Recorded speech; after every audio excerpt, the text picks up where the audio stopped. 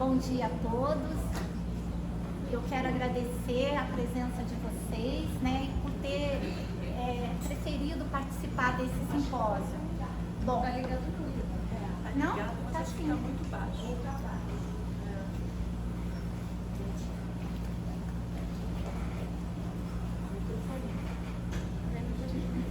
Bom dia a todos.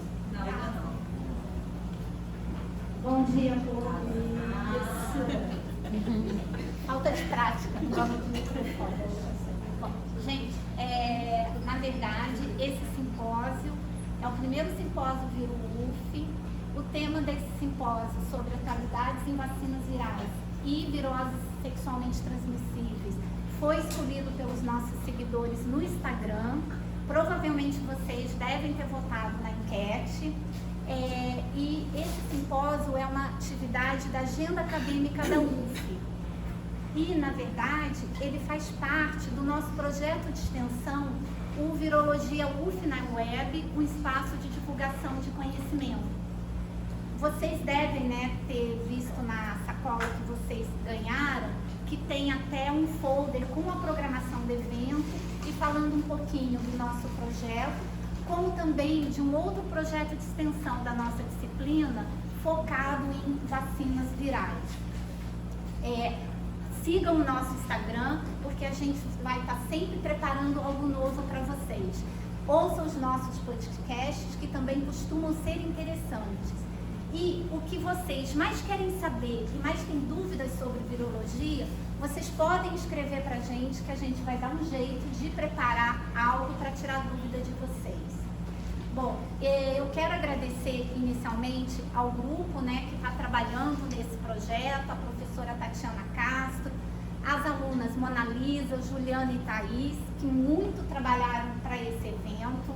Eu quero agradecer os nossos patrocinadores. Se hoje vocês ganharam kit instrucional, que todos vão levar para casa, é porque Biomanguinhos, né, aceitou patrocinar o nosso evento.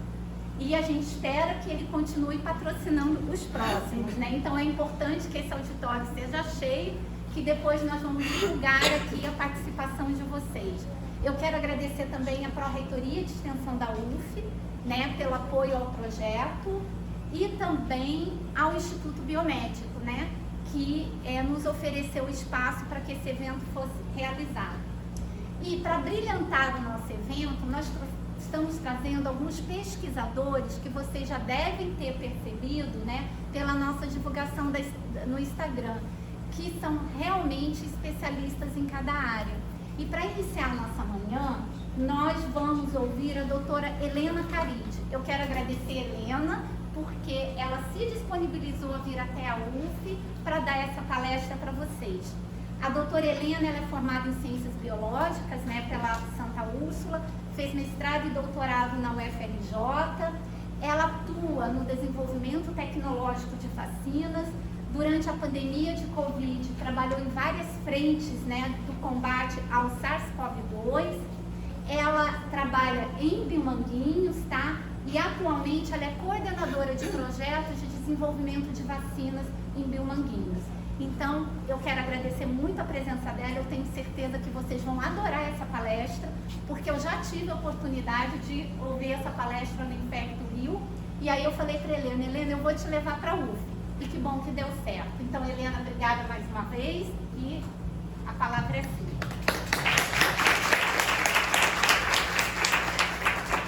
Bom dia a todas as pessoas que vieram hoje assistir aqui o evento. Queria agradecer a Rita pelo convite.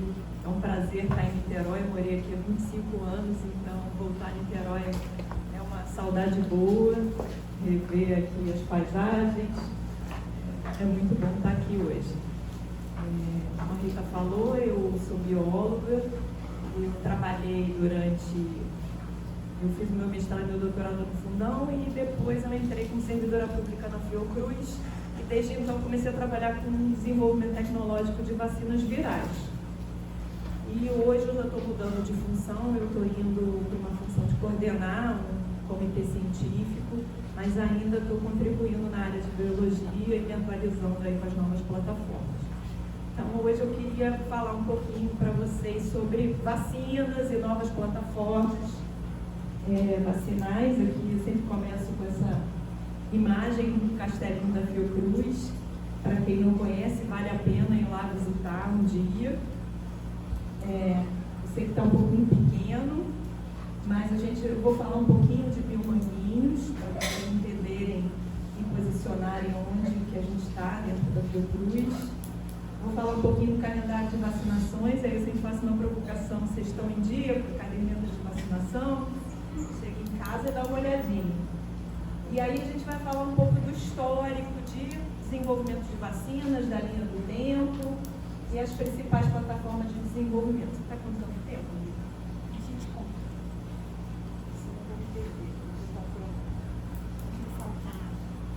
E aí no finalzinho a gente vai falar um pouquinho das vacinas que já estão licenciadas e a necessidade do desenvolvimento acelerado de vacinas. Então, só para falar um pouquinho, começar aqui falando do ecossistema da Fiocruz, a gente tem na Fiocruz uma área de inovação que é representada por algumas unidades da Fiocruz. Então, Biomanguinhos, ele está tanto na área de inovação, na parte de desenvolvimento tecnológico, não só de vacinas, mas de biofármacos, de terapias avançadas e de diagnóstico, mas também na área de produção. Então, muitas das vacinas que vocês tomaram ou vão tomar na sua vida são produzidas por Biomanguinhos. Então, a gente sempre fala que tem um pedacinho de nós lá de Biomanguinhos em cada brasileiro, né?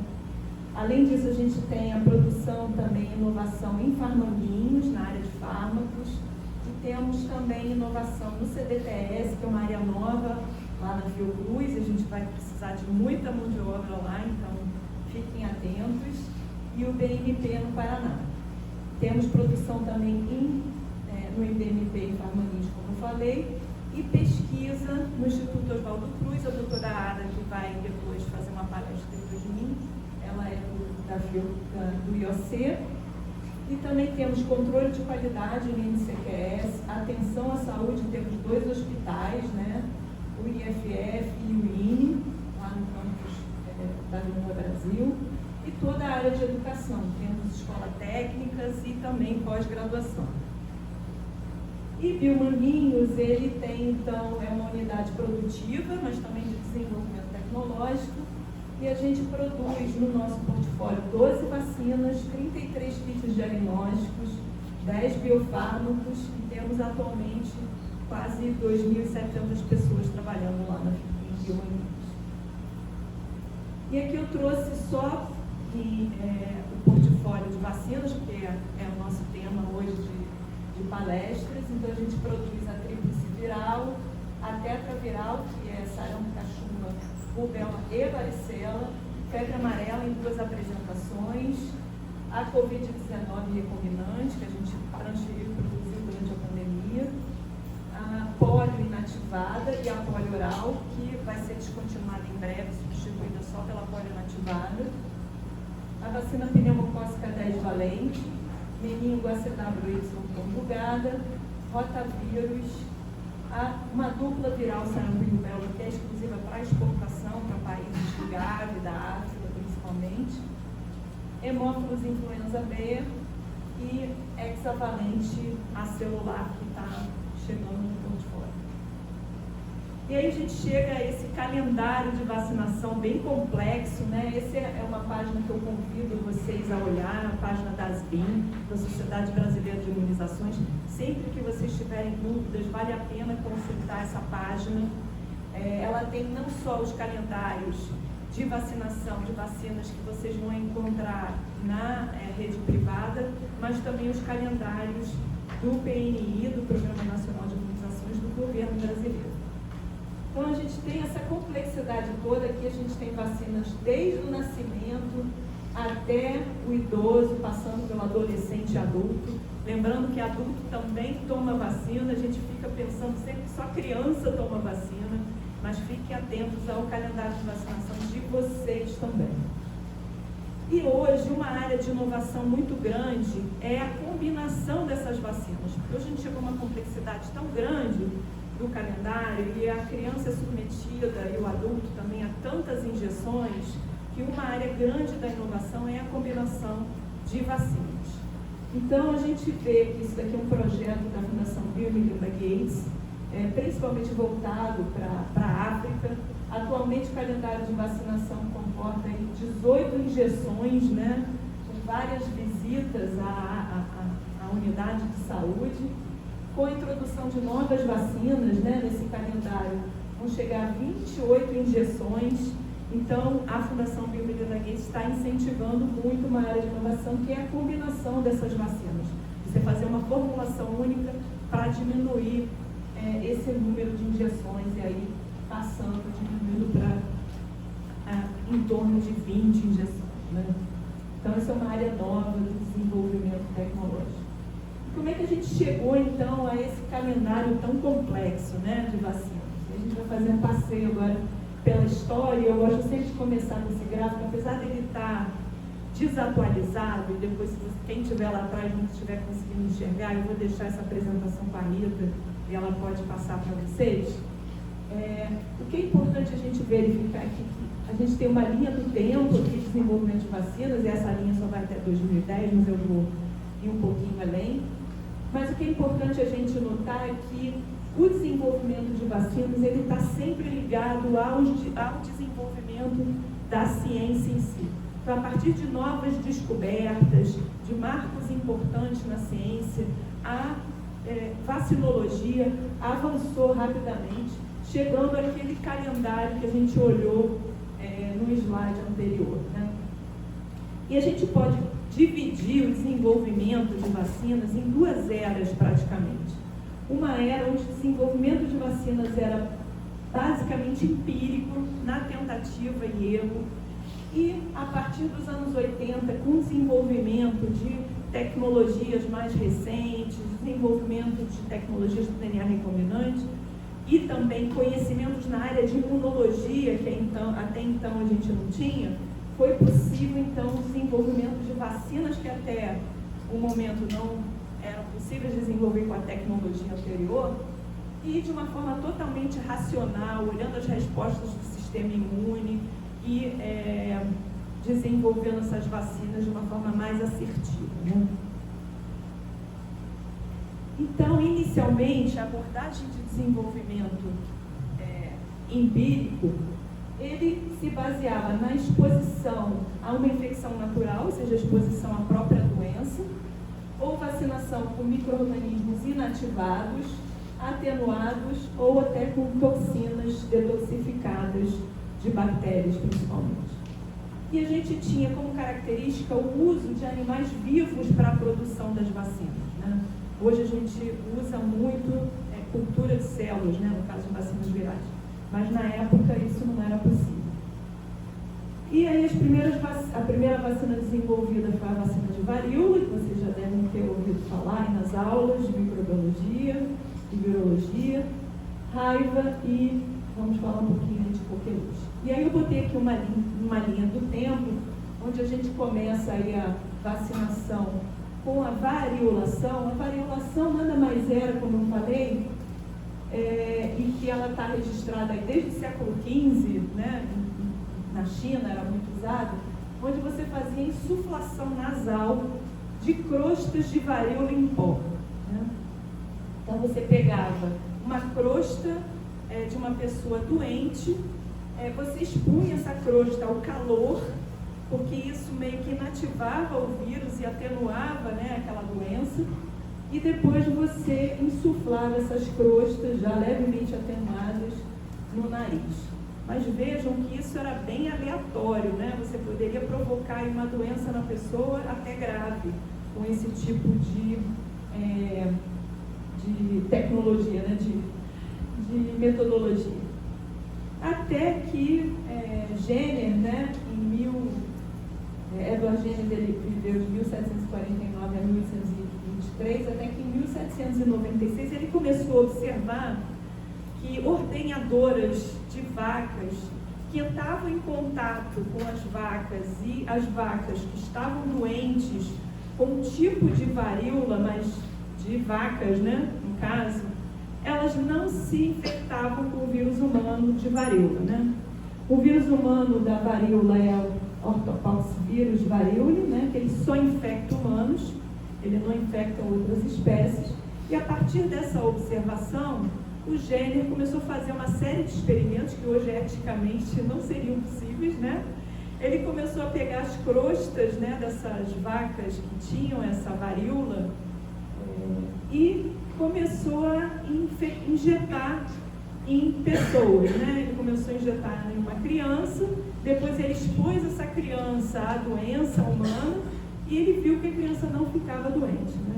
Claro que a comunidade científica caiu em cima dele, ninguém acreditou nele, até que ele foi avançando nas suas pesquisas e com a demonstração, como nessa próxima foto aqui, onde a gente vê uma criança que ela foi vacinada e uma outra criança que não foi vacinada e que eram da mesma turma na escola, a partir dessa observação, a comunidade científica começou a ouvir o Jenner e começou então uma vacinação com essa metodologia, onde você tirava as crostas ou de algum doente com varíola, ou que tinha sido vacinado e que tinha as crostas ali daquela vacinação, ou dos próprios animais e preparava a vacina. Mas essas preparações vacinais eram muito também aleatórias ainda, né? Às vezes funcionava, às vezes não funcionava, às vezes era meio acentuada a doença, às vezes a pessoa não ficava tão protegida, né? E aí, no Brasil, como é que veio a vacina de varíola? Ela veio da Europa, no braço dos escravos. Você não tinha uma cadeia de frios, uma rede de frios para trazer vacinas, né? Então, infelizmente, a gente passou por isso, né? Terrível, mas a vacina acabou sendo trazida para o Brasil de braço em braço nos navios que vinham da Europa, no Brasil, e começaram as campanhas de vacinação usando as igrejas como postos de saúde, né? Na época também já tinha fake news, né? Todo mundo falava mal da vacina, ninguém queria ser obrigatoriamente vacinado, e aí a gente tem quadrinhos aqui da época, onde a pessoa entrava, né, para vacinação e saía no formato de vaca, né? O pessoal achava que ia virar uma vaca, não um jacaré na época. Mas, como eu falei, essa metodologia de braço em braço era muito aleatória. Então, lá para os anos de 1870, foram estabelecidas fazendas de produção de vacinas, onde você usava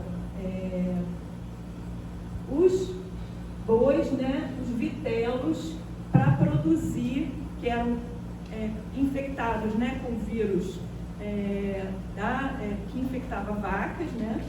E você provocava várias lesões e a partir daí você isolava as crostas dos animais e produzia a vacina, né?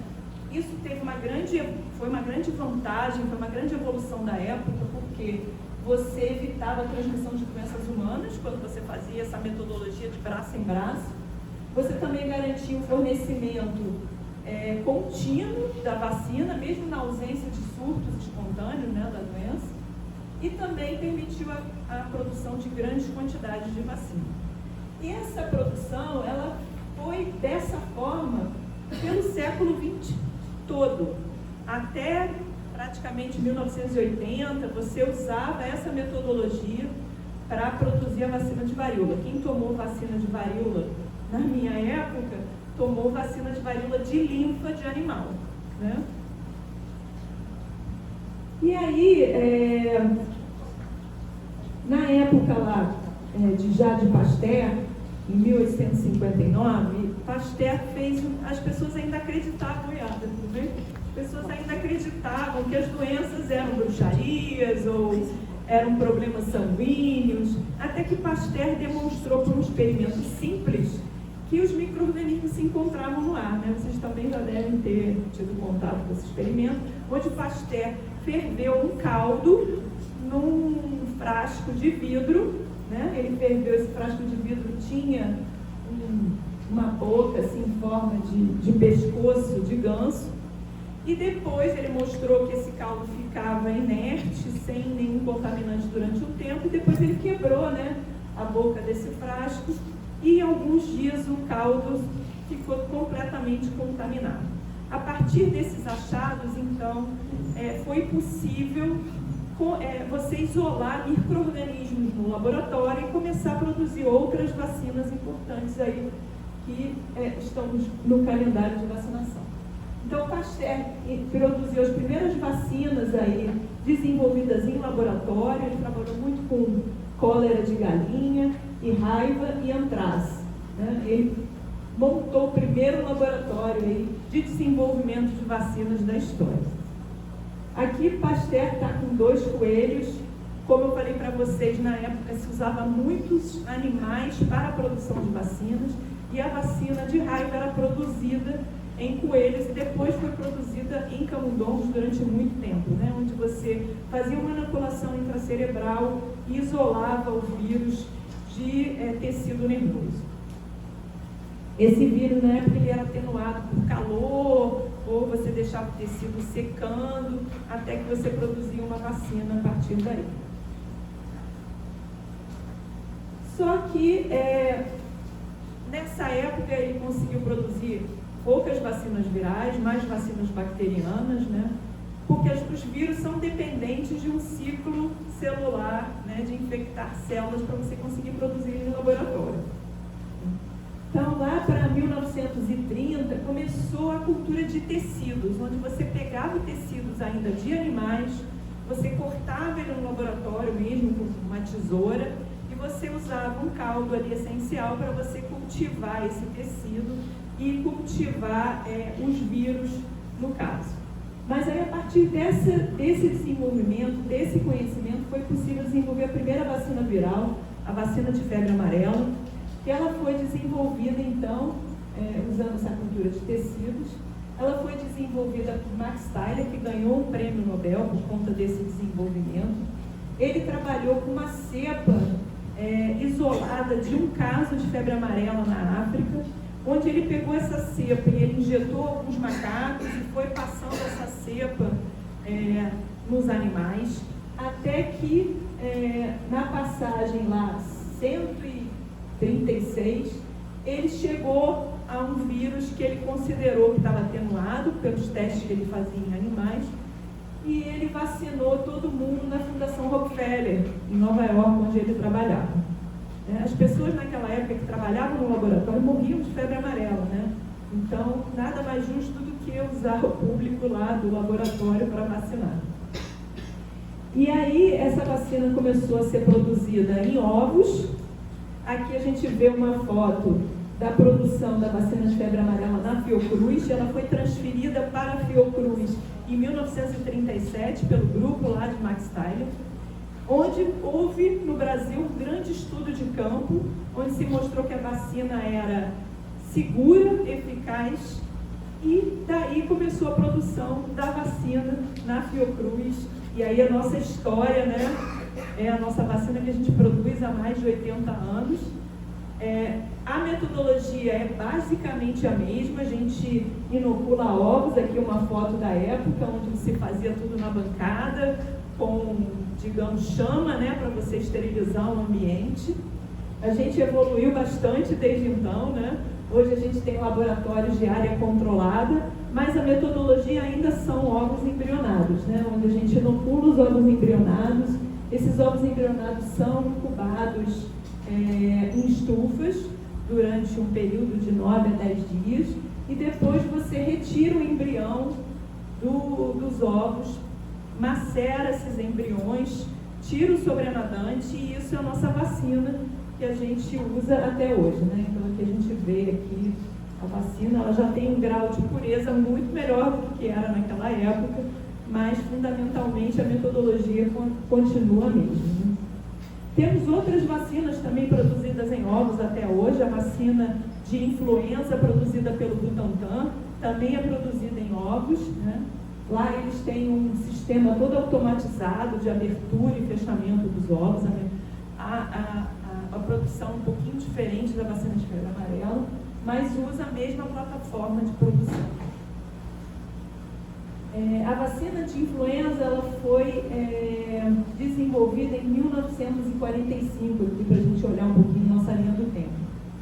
A partir daí, em 1950, foi desenvolvida a metodologia de culturas de células, e isso possibilitou o desenvolvimento de muitas outras vacinas virais que a gente até hoje também usa no nosso calendário de vacinação.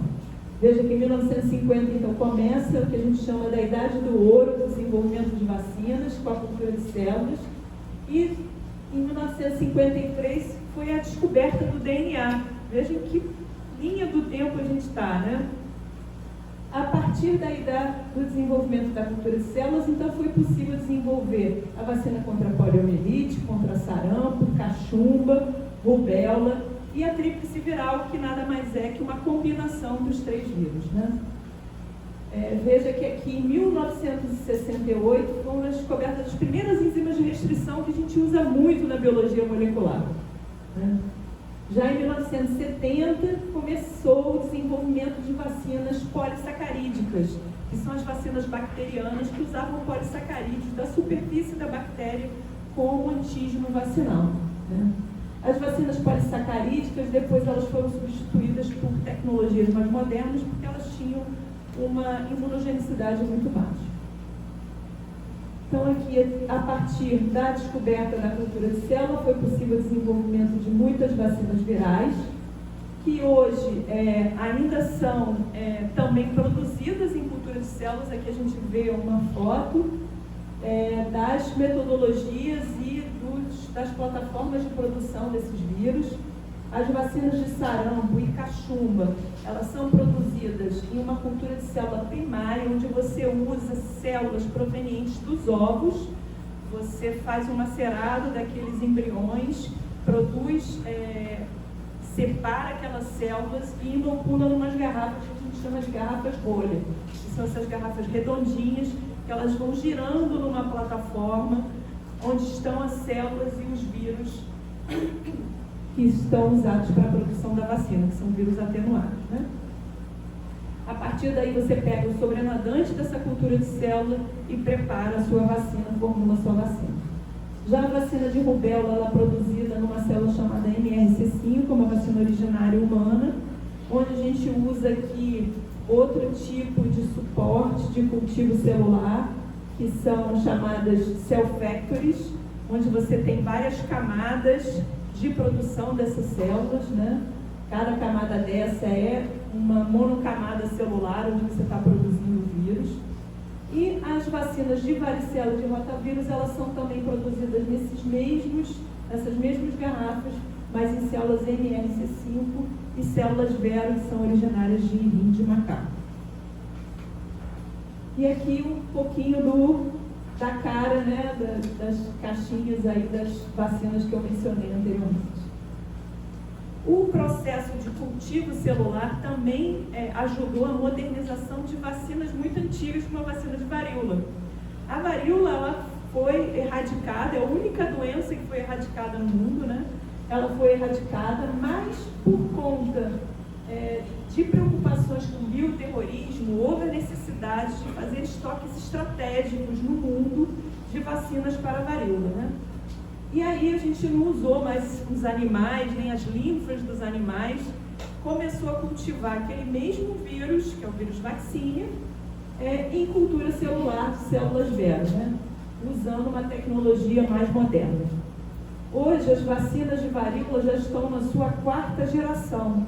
A vacina de varíola é bastante reatogênica, né? Então todas essas gerações, elas foram modernizando a tecnologia, atenuando o vírus de forma que ele fosse menos reatogênico durante a vacinação. Eu destaquei aqui uma das vacinas que foi desenvolvida para a varíola, né, usando o vírus vaccinia, que foi a vacina que foi usada para conter os surtos de monkeypox aqui no país. São vírus aparentados, né? Outra vacina que foi modernizada a partir da cultura de células foi a vacina contra a raiva. Eu falei para vocês que ela foi produzida durante muito tempo em animais, em cabeça de camundongo, né? mas a partir da cultura de célula foi possível desenvolver uma vacina que é cultivada, que é produzida em bioreatores de 150 litros pelo Instituto Butantan, né? E hoje você não precisa mais usar animais para isso. Então, seguindo aqui na nossa linha do tempo, como eu falei, várias vacinas foram desenvolvidas usando cultivo celular, até que a gente chega na época de mais ou menos 1980, onde a gente começa o desenvolvimento mais racional de vacinas. Até então, as vacinas eram desenvolvidas na tentativa e erro, como eu falei para vocês. E aí eu destaco aqui as vacinas glicoconjugadas, são vacinas bacterianas, como eu falei para vocês. Até então, as vacinas contra a meningite, por exemplo, eram todas polissacarídicas.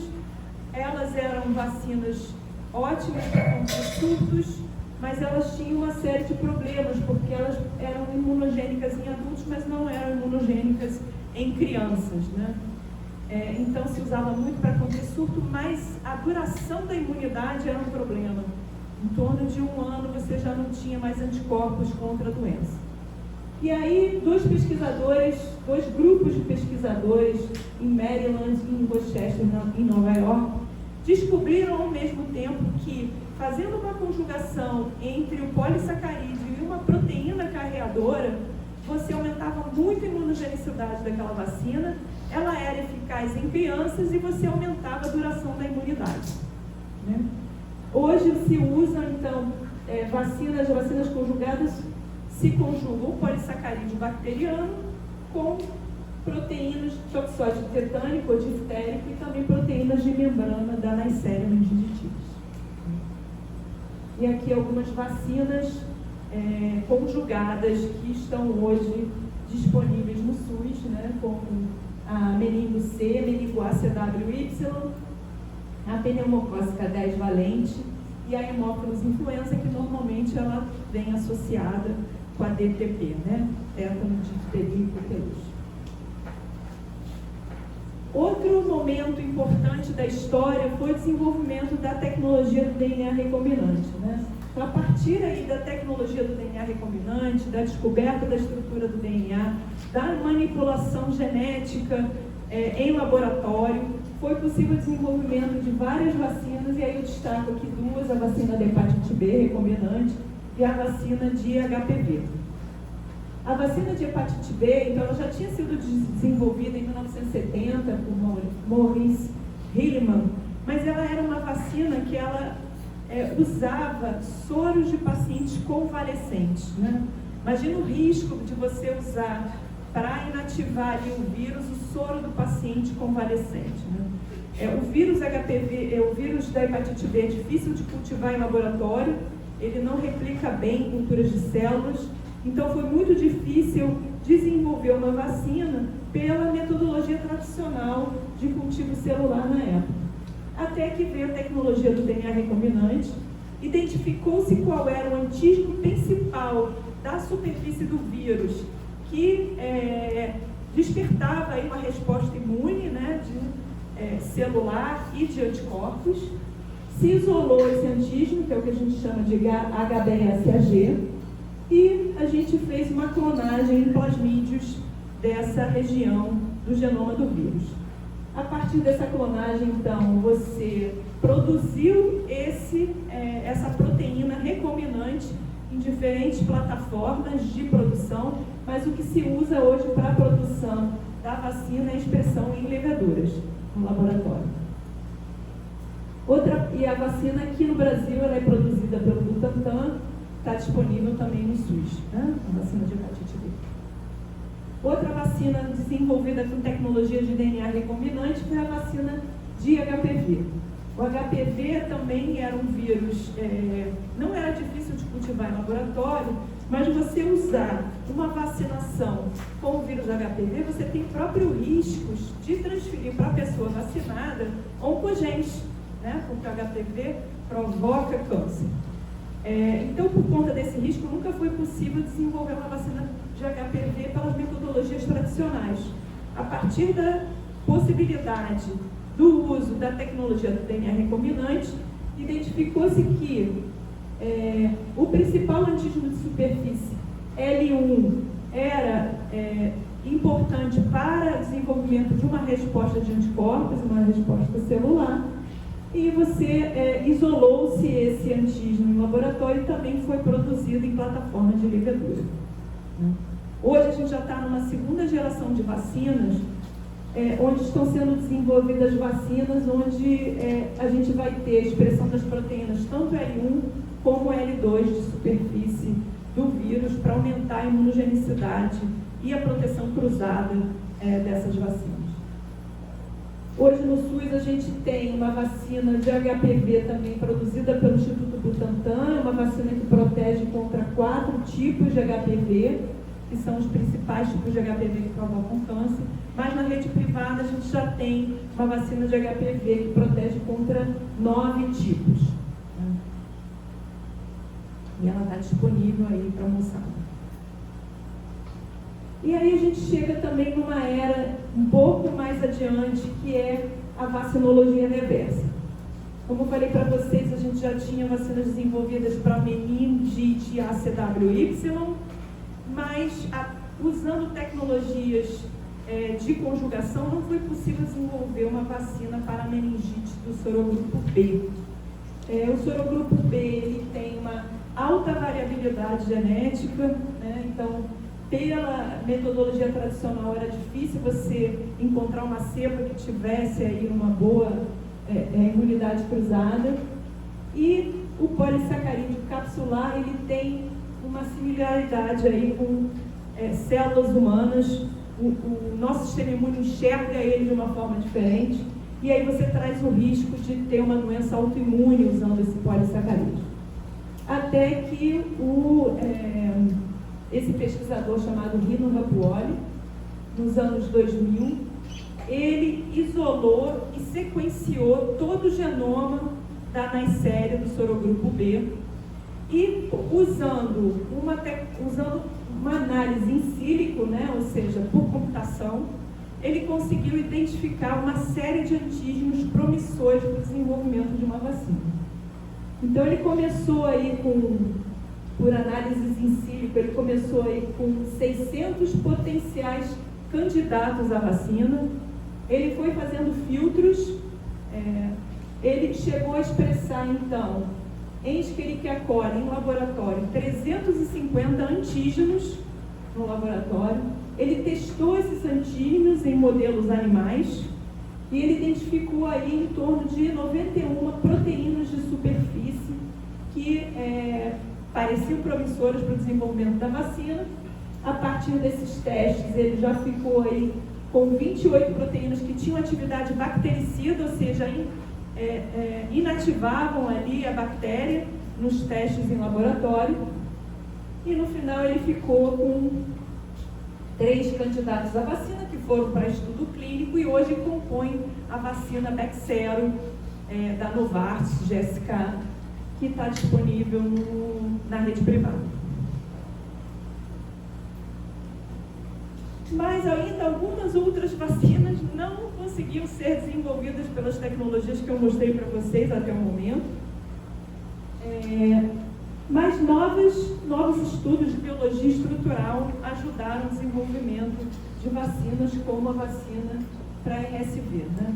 O vírus sincial respiratório é um vírus que é muito comum, causa gripe na gente, mas para bebês e idosos ele pode causar uma doença muito grave, principalmente para recém-nascidos. E durante muitos anos, mais de 60 anos, se tentou desenvolver vacinas para RSV usando as tecnologias que se conheciam até então, mas a vacina nunca se mostrava imunogênica. E ela não se mostrava imunogênica pela seguinte característica, que a proteína de pré-fusão de superfície do vírus, que ela tem essa conformação aqui, que é o principal candidato ao desenvolvimento de vacinas, ela era uma proteína muito instável.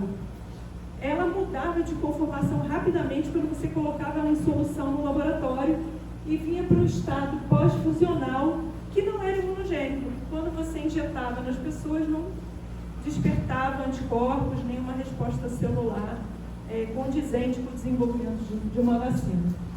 Só que por biologia estrutural foi possível identificar regiões aqui nessa proteína e fazer modificações em laboratório, usando tecnologias de DNA recombinante, de forma que você, a partir da introdução de um outro resíduo aí, de aminoácidos de cisteína, foi possível estabilizar essa molécula nessa conformação pré-fusão.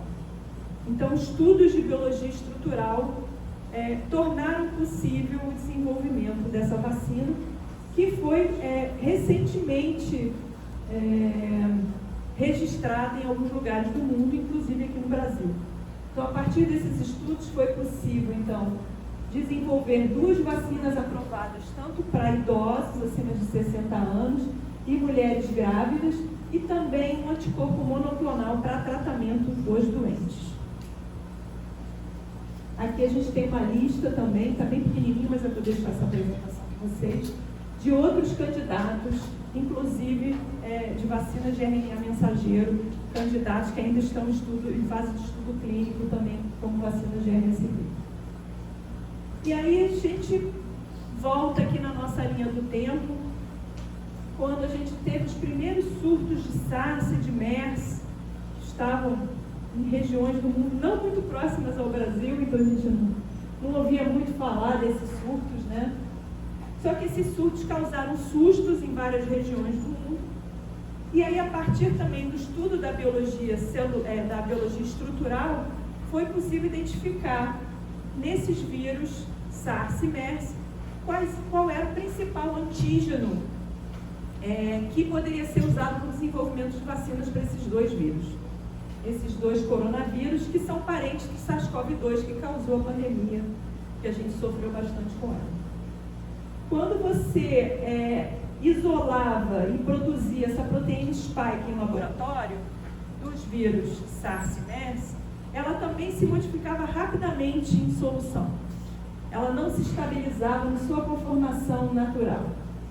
E aí, por biologias estruturais, estudos do genoma, né, e da estrutura terciária da proteína, foi possível identificar uma região aqui onde a proteína sofria uma dobra e fazer modificações de forma que você pudesse estabilizar essa proteína spike na sua conformação natural. E esse estudo aqui, gente, foi crítico para a gente conseguir desenvolver vacinas em curto prazo quando chegou a pandemia de Covid-19. Se a gente não tivesse esses estudos na época, a gente ia demorar muito mais tempo para conseguir desenvolver uma vacina, né? Então, graças à ciência, o desenvolvimento da ciência e todos esses estudos de biologia estrutural e de biologia básica e de imunologia, foi possível a gente desenvolver uma vacina para a Covid-19 tão rápido. E aí a gente vem aí para a era da biologia sintética. A era da biologia sintética se caracteriza principalmente pelo uso de plataformas vacinais. O que a gente chama de plataformas vacinais, né? E aqui a gente tem 3 exemplos, são vetores virais, ácidos nucleicos ou proteínas recombinantes.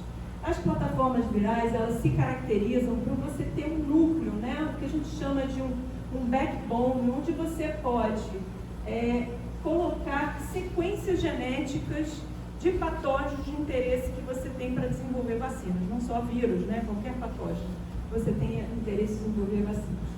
Mas como você conhece esse backbone, esse núcleo muito bem, você espera que as reações adversas ou todos os estudos que você tem que fazer para o desenvolvimento dessa vacina seja voltado para aquele gene novo que você colocou ali. Mas você usando aquela plataforma vacinal, você economiza tempos de estudo e também você já adapta suas áreas fabris para aquela plataforma. Isso foi crítico também durante a pandemia, né? Quem tinha uma área de fabricação de vacinas já para aquelas plataformas vacinais conseguiu acelerar muito mais a produção das vacinas, sem fazer muitas adaptações na área produtiva.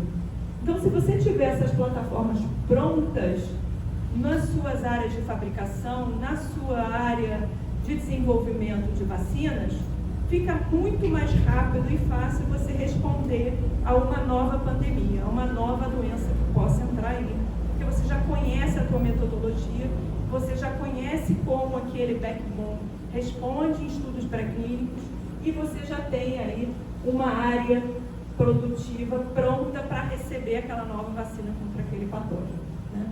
Você reduz então também o investimento, você precisa de mudanças mínimas na sua área produtiva, você tem que adaptar mais o controle de qualidade das vacinas, né? E você pode também trabalhar por campanha. Eu trabalho 6 meses produzindo uma vacina de Covid e 6 meses produzindo uma outra vacina usando a mesma plataforma vacinal. E aí você tem também seus estudos clínicos focados na segurança e na eficácia, né, daquele novo gene que você inseriu ali na sua plataforma. E aí a gente, quando fala de vetores virais, que são uma das plataformas que é usada, a gente abre um outro mundo de vetores virais, né, um outro mundo de tecnologias. Hoje, vetores virais a gente tem de vários tipos. Vocês ouviram falar muito do adenovírus, por conta da vacina de Covid-19, né, que foi produzida na Fiocruz, mas a gente tem outros vírus que podem ser usados também como plataformas vacinais e que podem levar genes de outros patógenos ou de outros vírus. Então aqui nessa figura a gente destaca alguns, né?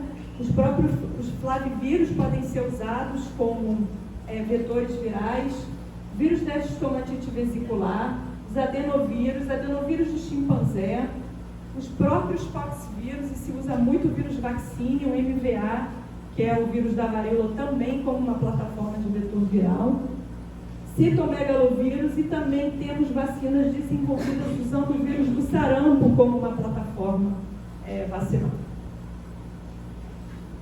E aqui eu trouxe alguns exemplos de vacinas desenvolvidas usando outros vírus, né? Aqui a gente tem o vírus da estomatite vesicular, que foi usado para o desenvolvimento de uma vacina de ebola, e outras 2 vacinas de ebola usando o adenovírus para o desenvolvimento das vacinas. Essas vacinas já foram licenciadas e são usadas para contenção de surtos na África, né? Não são para a vacinação geral da população. E aí eu vou dar só um spoiler aqui da palestra da Ada, não vou entrar em detalhes. Mas a gente também tem 3 vacinas hoje desenvolvidas, né, ou em desenvolvimento para dengue, usando também vetores virais, né? Aqui a gente tem em cima a vacina da Sanofi Pasteur, que usou o vírus da febre amarela vacinal, aquele vírus que a gente usa na vacina até hoje, a febre amarela. E você fez uma recombinação no laboratório, tirando as proteínas pré-MX, as proteínas de superfície do vírus, do vírus da febre amarela, e substituindo pelas proteínas de superfície dos 4 sorotipos de dengue.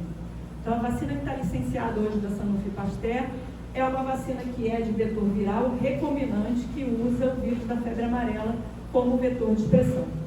Temos a vacina aqui, que está sendo desenvolvida pelo Butantan em colaboração com o NIH, que eles usaram o vírus próprio dengue para fazer recombinação com outros vírus. Esse vírus foi atenuado no laboratório por uma deleção na parte não codificadora do vírus e eles não conseguiram atenuar o dengue 2 com essa deleção, então eles fizeram um vírus recombinante aqui para dengue 2.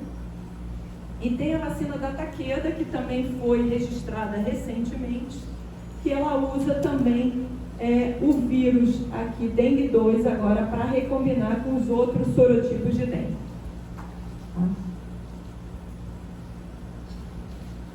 E ainda falando de biologia sintética, a gente veio aí para a era das vacinas de RNA mensageiro, e aqui a gente tem uma linha do tempo bem bacana do desenvolvimento das vacinas de mRNA. Foi muito polêmico na época que estava a pandemia e que começou aí a vacinação das pessoas usando vacinas de mRNA.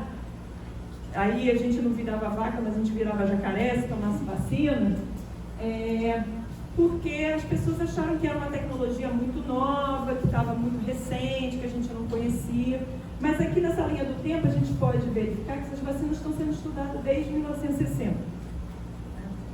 Já em 1989 teve um experimento muito marcante, onde se demonstrou que o uso do RNA em vacinação em estudos em animais, ele já era possível usar como um imunógeno, ou seja, quando você injetava um RNA mensageiro carregando a sequência de um outro vírus ou de um outro patógeno, esse RNA mensageiro ele era traduzido na célula que era, digamos, vacinada, produzindo aquela nova proteína que virava um imunógeno, um antígeno de vacinação.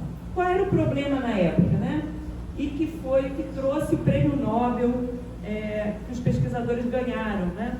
Era muito difícil você estabilizar o RNA em laboratório. O RNA é uma molécula instável e quando o RNA mensageiro entra dentro da nossa célula, a nossa célula entende como uma invasão. Então ela rapidamente destrói aquele mRNA. Por que ela entende como invasão? Ela acha que é um vírus. A gente tem muitos vírus, né? Vírus que são com genoma de RNA, de DNA, mas a célula está preparada para combater essas invasões. Então, a grande sacada foi tornar aquele RNA o mais parecido possível com os nossos RNA mensageiros celulares, né? Então, esse trabalho foi um trabalho aí de Weizmann e Caricó, de 2005, e que rendeu aí o prêmio Nobel para essa dupla. E permitiu, né, que nessa linha do tempo a gente tivesse vacinas desenvolvidas em poucos meses para a Covid-19. Aqui os pesquisadores, Caricó e Weizmann, que receberam o prêmio Nobel, né, estão bem felizes. O prêmio Nobel foi dado aos dois. Eles trabalhavam no mesmo instituto, na Filadélfia, e eles um dia se encontraram, por acaso, fazendo fotocópias de artigos científicos e começaram a conversar e colaborar, o que chegou ao desenvolvimento de vacinas de RNA. Eu digo que nada é por acaso, né? E aí, em 2020, veio a pandemia de Covid-19. E aí, graças a todo esse desenvolvimento que eu falei para vocês até agora, todo o conhecimento científico, foi possível a gente desenvolver vacinas em curto prazo. E também, que a gente deve destacar, a colaboração das agências regulatórias. Hoje, quando a gente desenvolve uma vacina, a gente tem que enviar um pacote de dados para a Anvisa, que ela vai analisar aquilo durante um período grande de tempo. Normalmente a Anvisa leva 1 ano para analisar todo aquele pacote de dados. Aquele pacote de dados tem que caracterizar toda aquela molécula que você está propondo com vacina. Você tem que mostrar todos os estudos em animais que você fez, todos os estudos clínicos mostrando que aquela molécula não era tóxica. E isso leva bastante tempo para analisar e isso tem um grande impacto no desenvolvimento da vacina, na linha do tempo do desenvolvimento da vacina. Mas durante a pandemia, os pesquisadores colaboravam diretamente com as agências regulatórias. Então, assim que saíam resultados, as agências regulatórias já analisavam, elas faziam um plantão de análises e já devolviam aquela análise com as novas exigências, porque as agências regulatórias não deixam a gente passar nada, nem um detalhe. E isso acelerou bastante o desenvolvimento das vacinas em curto prazo. E aí, usando essas tecnologias todas que eu falei para vocês, a gente teve o desenvolvimento e licenciamento de muitas vacinas para a Covid-19 no mundo. Eu destaquei algumas aqui, que foram as vacinas aprovadas até 2021, 2022. As vacinas que estão aqui na cor verdinha são vacinas usando inativação, uma tecnologia bem antiga que eu falei para vocês, onde você cultiva o vírus no laboratório e inativa com um agente químico. Tá? Mas a gente teve também vacinas desenvolvidas usando a plataforma de mRNA, são as mais famosas. Várias vacinas também desenvolvidas usando a plataforma de adenovírus, tanto de adenovírus de chimpanzé como adenovírus humano. Muitas vacinas desenvolvidas usando subunidades proteicas, ou seja, aquela proteína, tipo a vacina de hepatite B, você expressa aquela proteína no laboratório e usa como vacina. E a primeira vacina desenvolvida com plataforma de DNA, que eu também agora estou dando um spoiler aqui para a Ada, vai falar para vocês mais de vacinas de DNA. A primeira vacina usando a plataforma de DNA desenvolvida e registrada no mundo. É uma vacina que você clona a proteína spike ali no genoma daquele plasmídio e você usa o DNA diretamente como um imunógeno, né, como vacina. No caso dessa vacina, ela usa um dispositivo para fazer essa vacinação. E o que o futuro nos reserva, né? Eu falei bastante do passado e o futuro. Bom, o futuro eu acho que já começou, né? A gente, na pandemia de Covid-19, a gente viu que a gente conseguiu, a partir da sequência do vírus SARS-CoV-2, que ela foi publicada em janeiro de 2020, a partir só da publicação disso num banco de dados, foi possível o desenvolvimento de muitas vacinas sem você precisar de ter o vírus. Como eu mostrei para vocês durante a longa história do desenvolvimento de vacina, você sempre precisa do patógeno, da bactéria, ou do vírus, ou do parasito, para você desenvolver aquela vacina. Mas usando tecnologias mais modernas, você não precisa mais ter contato com aquele patógeno. Basta você ter a sequência publicada na internet. A partir da sequência publicada na internet, você pode sintetizar um gene. O que foi possível desenvolver aí uma vacina de RNA mensageiro de DNA em uma semana. Você já pode ter o teu protótipo, né? Você levou aí mais 66 dias para chegar a um estudo clínico demonstrando em animais que aquilo era efetivo, eficaz e seguro. Para vacinas de vetor viral, os vetores virais foram desenvolvidos na bancada em 3 semanas e proteínas de subunidade em 2 meses. Então essa é a era digital de desenvolvimento de vacinas, onde você já não precisa mais, essa daqui é a era analógica, onde a gente precisava ali do vírus, do parasita ou da bactéria para desenvolver a nossa vacina, e hoje a gente chama que a gente está na era digital, onde a gente só precisa da sequência de DNA. E em breve a gente vai ter aí a inteligência artificial ajudando no desenvolvimento, né, de vacinas mais rápido ainda. Então o CEP, que é uma coalizão para o desenvolvimento de vacinas mundial, que apoia diversos produtores e desenvolvedores de vacina no mundo, esse CEP já está pensando aí na doença X. A gente teve a pandemia de Covid-19, mas a gente está aí ameaçado por um monte de vírus e patógenos que voltam a circular, ou já recircularam, ou são novos, porque a gente cada vez mais impacta o meio ambiente, a gente cada vez mais entra na floresta, cada vez mais a gente tem contato com patógenos que a gente não tinha antes, né? Então a gente está aí ameaçado por uma doença X que a gente não sabe qual é, mas existe uma lista aí de possíveis candidatos para o desenvolvimento de vacinas. E o CEP, eles não só pensa em áreas produtivas, que a gente vai estar preparado para responder essas pandemias, mas também a gente tem plataformas vacinais prontas para receber o gene daquela doença X e também como predizer o máximo possível a resposta daquela vacina usando a inteligência artificial. Então,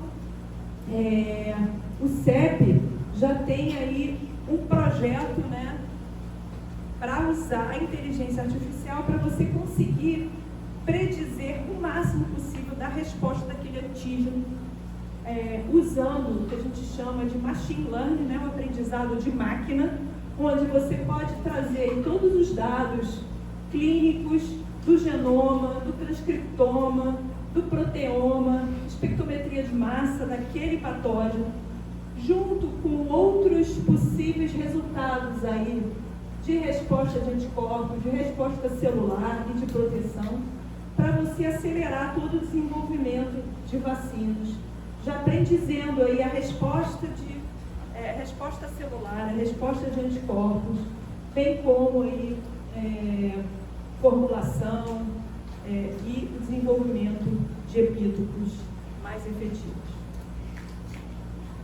Então, eu termino aqui a minha história dizendo que vacinas funcionam, mantenha sua caderneta de vacinação em dia, agradeço aí a paciência e a audiência. E meus contatos também. Obrigada.